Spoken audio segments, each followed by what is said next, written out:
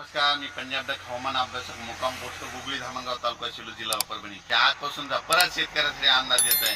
कारण की काय झालं की आता सगळ्या शेतकऱ्याच्या हळदी काढणं चालू आहे, कांदा काढणं चालू आहे. पण काय झालं, राज्यामध्ये अवकाळीनं इतकं धुमाकूळ घातलाय म्हणून हा अंदाज लक्षात घ्यायचा.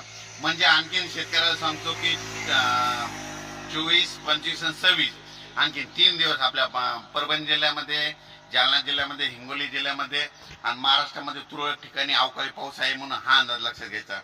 सांगायचं झालं तर आणखी जवळपास 26 तारखेपर्यंत राज्यात दररोज भाग बदलत बदलत विजेच्या कडकडासह वाऱ्यासह पाऊस पडणार आहे. म्हणून शेतकऱ्यांनी आपल्या हळदीची कांद्याची काळजी घ्यावी.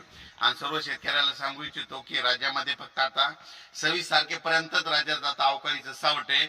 पण परभणी जिल्हा आणि जालना जिल्ह्यामध्ये मात्र 28 तारखेपर्यंत पाऊस, अवकाळी पाऊस राहणार आहे, भाग बदलत राहणार आहे. म्हणून हा अंदाज लक्षात घ्यायचा.